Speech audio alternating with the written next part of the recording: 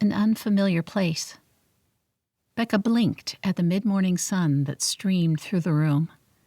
She closed her eyes and opened them again. White-painted walls. Thick, unfinished beams crossed the ceiling. Where was she? She longed for a drink of water and was surprised to see a bottle on the square-topped table beside the bed. She sat up, grimaced at the pain in her side, and hugged the blue and white patterned blanket to her chest, noting the string of horse figures that galloped along the edge. She reached for the bottle, popped the top, and gulped. Then she remembered her aunt making the frantic phone call and paying for the plane ticket, the woman's tears as she placed a few folded bills in Becca's hand. The red-eye flight, 4.5 hours in the darkened cabin, and the rumbling white noise that purred her into a series of uncomfortable dreams. The bleary arrival at Sky Harbor Airport in Phoenix, where a tall man, wearing a tan cowboy hat, held a piece of cardboard bearing her name in black marker. She'd been surprised by the chill in the air as she was ushered to the front seat of a pickup. Wasn't this the desert? The place the TV weather folks always talked about when the temperature hovered near 110 degrees? She shivered, and the man turned up the heat. Later, under a star-splashed sky, she mounted several steps. The man motioned for her to follow, so she trailed him across a pathway composed of smooth river rock embedded in cement. When they arrived at a small cabin, he removed his hat and held the door open.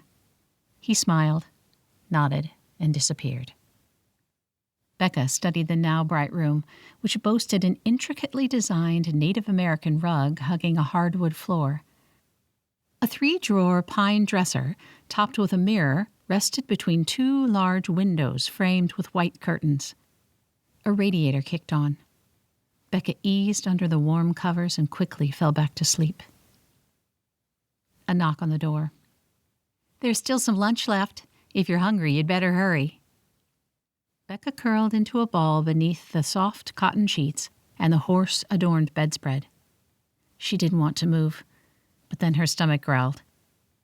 How long had it been since she'd eaten? She stretched, and her assorted injuries made her wince. She crawled from beneath the bedding, holding her side, surprised to see that she had fallen asleep in her clothes. Becca eyed the small garment bag that rested unopened on a chair in the corner. She needed to brush her teeth. She eased herself slowly off the bed. The bruises on her hip and shoulder were still fresh and achy. Becca didn't glance in the mirror as she crossed the room.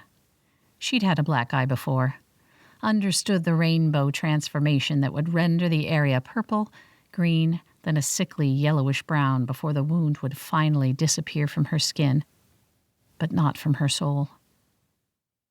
Becca ran her fingers through her wavy hair, then opened the door. "Hello, Becca."